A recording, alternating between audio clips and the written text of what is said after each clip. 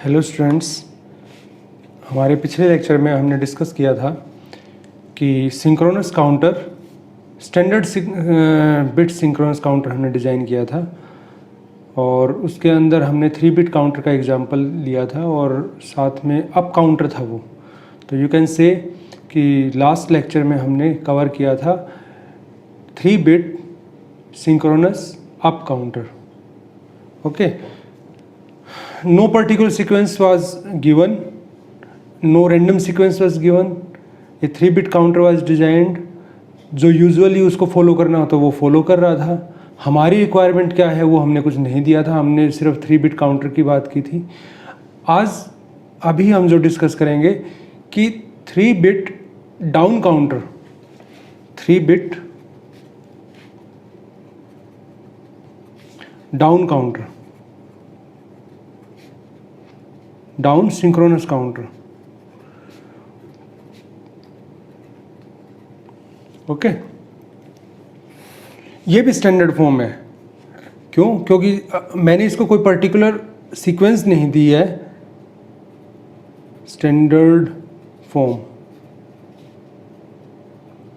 I have not given any particular sequence कि ये sequence follow करनी, ये वही सीक्वेंस फॉलो करेगा जो 3 बिट डाउन काउंटर को फॉलो करनी होती है। मीन्स 3 बिट की बात करें तो ये फॉलो करेगा 7 to 0। यदि मैं 4 बिट की बात करता, 4 बिट क्या फॉलो करेगा? 15 to 0। 5 बिट क्या काउंट करेगा? 31 to 0। 6 बिट क्या काउंट करेगा? 63 to 0। मीन्स ये डाउन काउंटर्स की बात कर रहा हूँ मैं। तो हम सिंक्रोनस काउंटर डिज़ाइन कर रहे हैं 3 बिट डाउन काउंटर। तो मैं इसका एग्जांपल लेके चलता हूँ। अभी हम सिर्फ 3 बिट की बात कर रहे हैं, ये मैंने अलग से आपको एग्जांपल देके बता दिया। तो मैं शुरू में इसकी कंस्ट्रक्शन बताता हूँ और उसके बाद फिर मैं इसका वेव फॉर्म बताऊँगा।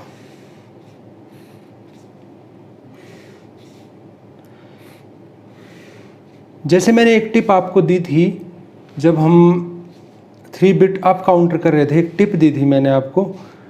ऐसी मैं यहाँ एक टिप देता हूँ। क्या है वो टिप? फर्स्ट टिप क्या है?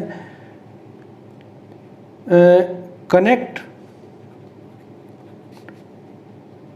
Input of first flip flop with high. Okay, second tip क्या है? Connect all following flip flops with Q bar. हमें कॉम्प्लीमेंट लेना है, कॉम्प्लीमेंट वाला टर्मिनल उठाना है। यही डिफरेंस है जो हमने अप काउंटर किया और डाउन काउंटर किया। उसमें हमने प्रीवियस जितने भी क्यू थे उनके एंड को कनेक्ट किया था किसी भी फ्लिप फ्लॉप के इनपुट से। ओके, यहाँ with Q bar of all previous flip flops. Okay, जैसे ये है TFF0, TFF1, FF आप पूरा लिख सकते हैं, flip flop 0, flip flop 1, TFF2। Okay, this is T0, this is Q0, this is Q0 bar, this is T1, this is Q1, this is Q1 bar, this is Q2, this is Q2 bar and here it is T2। अब मैंने rule क्या बताया आपको? Rule ये बताया है कि जो फर्स्ट फ्लिप फ्लॉप है, मीन्स ये, इसके इनपुट को मैं हाई से कनेक्ट कर देता हूँ। हाई से कनेक्ट कर दिया and all the following flip flop, जितने भी फ्लिप फ्लॉप लगे हों, यहाँ 3 बिट में इसके आगे 2 और हैं, यदि 4 बिट की बात करोगे तो 1 एक और आ जाएगा, 3 और हो जाएंगे, और उसके बाद 5 बिट की बात करोगे तो टोटल 5 होंगे, एक को छोड़ के 4 और होंगे।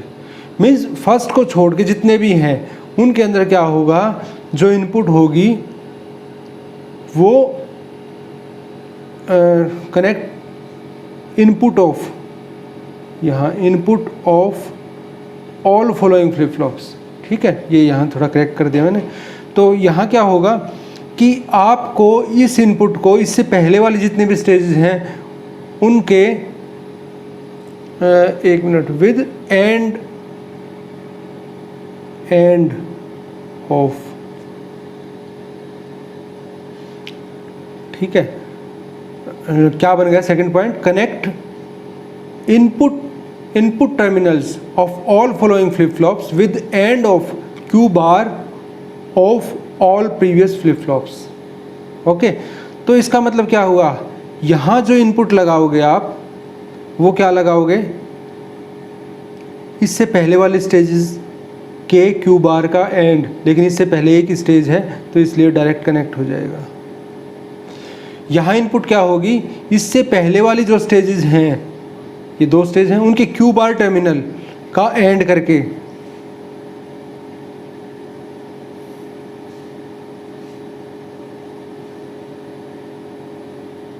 ओके, एंड करके, और आपने कहाँ से कनेक्ट कर दिया, यहाँ से,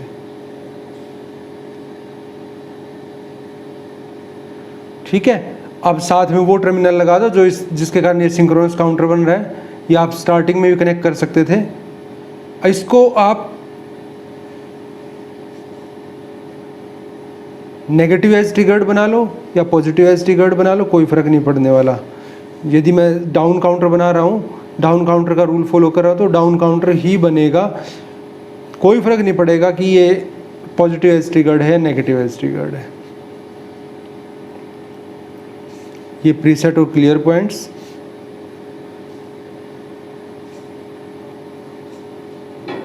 this is preset, this is also preset, this is also preset, this is clear, this is clear, this is clear.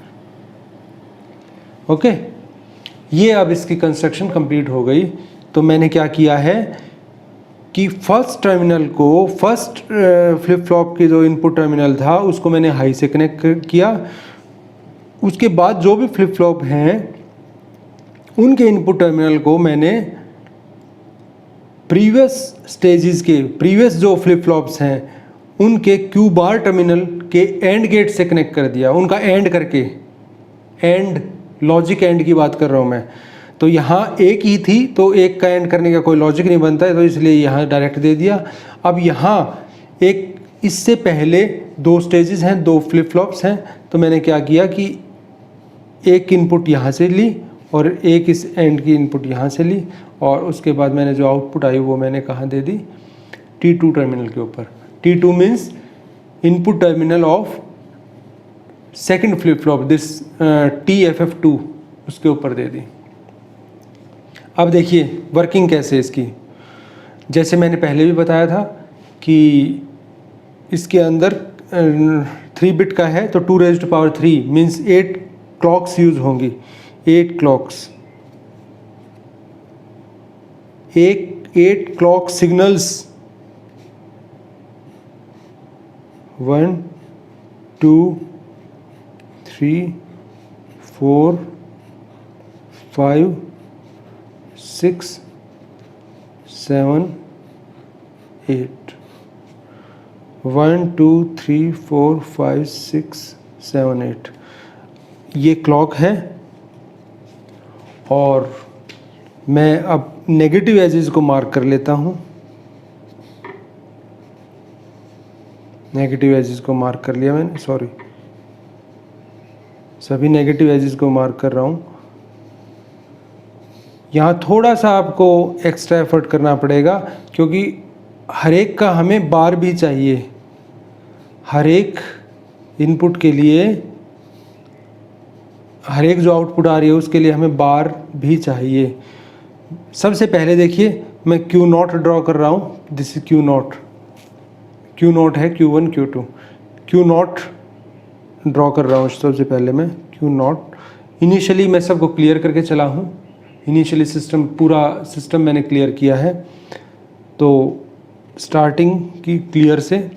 और उसके बाद जैसे ही फर्स्ट ट्रिगर पॉइंट आया तो फिर वही चीज़ होगी। फर्स्ट ट्रिगर पॉइंट आया तो इनपुट तो फिक्स है हाई, तो फर्स्ट ट्रिगर पॉइंट आने के बाद आप देखोगे इनपुट क्या है, हाई है। Means T type flip flop में यदि इनपुट हाई है तो आउटपुट क्या होगी, आउटपुट कॉम्प्लीमेंट हो जाएगा, मीन्स आउटपुट चेंज हो जाएगा। नेक्स्ट इनपुट तो फिक्स है हाई, इट मीन्स हर एक ट्रिगर पॉइंट पर आउटपुट कॉम्प्लीमेंट हो जाएगी। कॉम्प्लीमेंट कॉम्प्लीमेंट कॉम्प्लीमेंट, हर एक पर कॉम्प्लीमेंट हो जाएगी। फाइन। नेक्स्ट देखिए, अब देखिए इसकी इनपुट क्यू नॉट नहीं है, इसकी इनपुट क्यू जीरो नहीं है, इसकी इनपुट है Q not bar, Q zero bar. मैं नॉट, क्यू नॉट का मतलब क्यू जीरो, कंफ्यूज मत होना। क्यू जीरो का बार अब हमें ड्रॉ करना पड़ेगा, क्योंकि वो क्यू जीरो का बार जो है वो इसकी इनपुट है।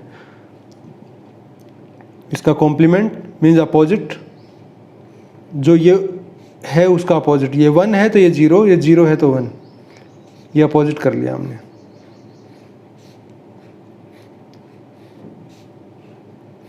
ठीक है। अब देखिए, अब ये सिग्नल इनपुट है इस फ्लिप फ्लॉप के लिए। टी फ्लिप फ्लॉप 1 नाम का जो फ्लिप फ्लॉप है उसकी इनपुट अब क्यू नॉट बार, ये यहाँ ड्रॉ मैंने कर दी। अब इस इनपुट को देखते हुए हमें इसकी आउटपुट ड्रॉ करनी है, तो इसकी आउटपुट क्या होगी, Q1 होगी। Q1 will be the output of this. और स्टार्टिंग में मैं जैसे बोल के चला था कि सिस्टम को क्लियर करके चला हूँ, तो सभी को क्लियर करके चला।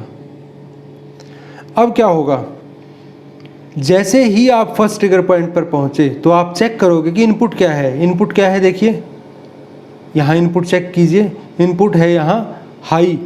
हाई इनपुट का मतलब क्या है, टी टाइप फ्लिप फ्लॉप यदि हाई इनपुट है तो आउटपुट प्रीवियस का बार, ये बार हो गया। यहाँ फिर आके रुक गए, रुकने के बाद चेक किया इनपुट क्या है, 0। 0 का मतलब टी टाइप फ्लिप फ्लॉप पे इनपुट यदि 0 है तो आउटपुट में नो चेंज, आउटपुट वही रहेगी जो पहले थी, नो चेंज। फिर चेक किया इनपुट 1। आपको ट्रिगर पॉइंट से जस्ट पहले देखना क्या इनपुट थी, उसके बाद नहीं देखना, उससे पहले देखो क्या था। इनपुट क्या है, 1 मीन्स कॉम्प्लीमेंट हो जाएगा। इनपुट क्या है, 0 मतलब सेम रहेगा। इनपुट क्या है, 1 मीन्स कॉम्प्लीमेंट हो जाएगा। इनपुट क्या है, यहाँ इनपुट क्या है, 0 मीन्स सेम रहेगा। यहाँ इनपुट क्या है, 1 कॉम्प्लीमेंट, और यहाँ इनपुट क्या है, 0 मतलब सेम। ओके, बहुत सिंपल है।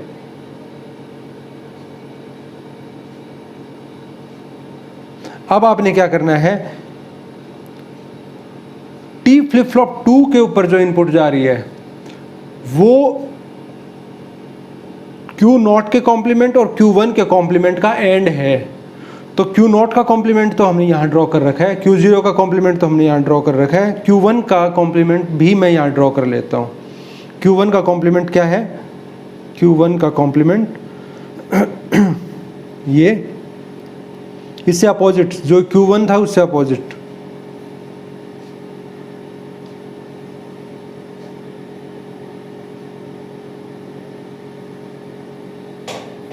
ठीक है, बहुत इजी है, जो ये है इससे अपोजिट। अब देखिए Q1 और Q नॉट का एंड भी ड्रॉ करना है। अब आपने Q नॉट का बार, Q0 का बार एंड Q1 का बार। अब इसका एंड भी आपने ड्रॉ करना है। एंड क्या होगा, देखो दोनों का एंड करके देख लो, दोनों 1 है तो इसका मतलब 1।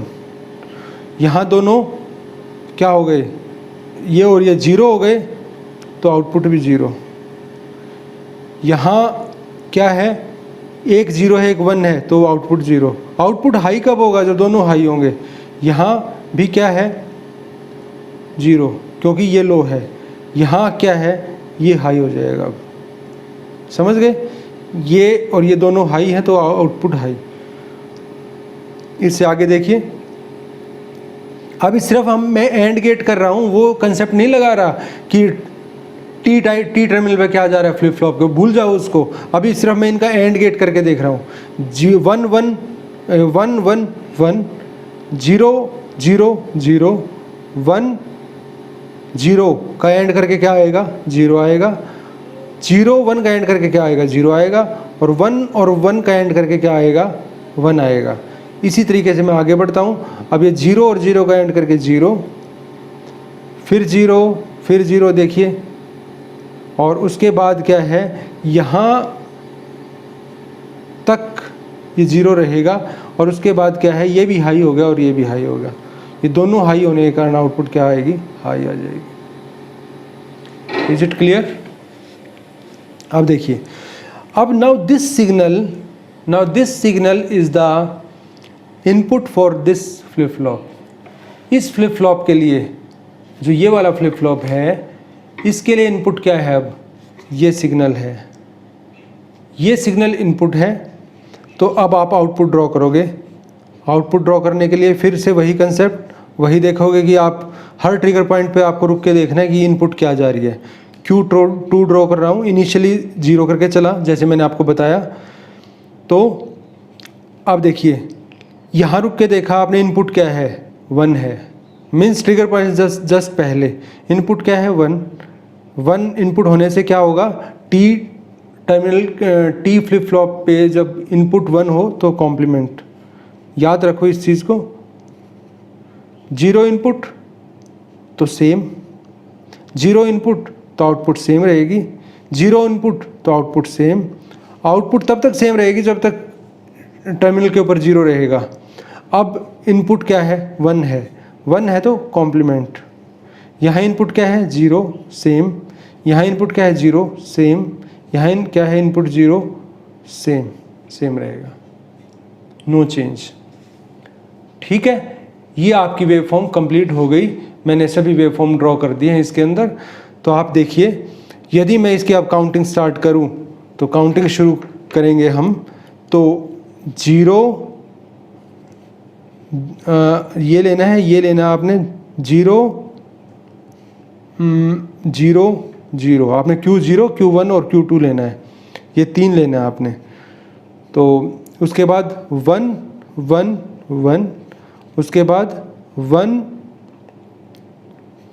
1 0, उसके बाद क्या है, 1 0 1। देखिए पहले 7 था, 1 1। आपको ऐसे देखना है, सबसे पहले जो पढ़ा जाएगा वो T2 पढ़ा जाएगा, सॉरी Q2 पढ़ा जाएगा, फिर Q1 रीड होगा, फिर Q0। मतलब नंबर ऐसे होगा 1 1 1 1 1 0, इस तरीके से 1 1 1 1 1 0 1 0 1। उसके बाद क्या है, 1 0 0, उसके बाद क्या है, 0 1 1, उसके बाद क्या है, 0 1 0 0 0 1, और उसके बाद क्या है, 0 0 0। हम कहाँ से चले थे, 0 से चले थे। क्योंकि 0 से इसलिए चले क्योंकि हम सिस्टम को क्लियर करके चले हैं। उसके बाद फिर क्या होगा, काउंटिंग स्टार्ट हो जाएगी, 7 6 5 4 3 2 1, फिर 0 पे आ गए। और कोई भी काउंटर ऐसे चलता है जो उसका साइकिल कंप्लीट करके वो दोबारा से इनिशियल स्टेट पे चला जाता है। 7 से 0 पे जाएगा, 0 से दोबारा 7 पे जंप कर जाएगा, वो घूमता रहेगा उसी के अंदर। ठीक है, तो ये काउंटर का काम करने का तरीका है। ठीक है, ये हमारा हो गया 3 बिट डाउन सिंक्रोनस काउंटर। अब मैं आपको होमवर्क दे देता हूँ, आपको प्रैक्टिस करनी है। होमवर्क है आपका 4 बिट डाउन सिंक्रोनस, या इसको कई बार ऐसे ही बोलते हैं 4 bit synchronous down counter, down counter. Okay, आपने ये ड्रॉ करके देखना है। उसके बाद आपको 5 बिट भी ट्राई कर लेना, 5 बिट सिंक्रोनस। कोई प्रॉब्लम हो तो आप पूछ लीजिए मुझसे, आप कमेंट डाल दीजिए, मैं बताऊंगा, आपको रिप्लाई करूंगा।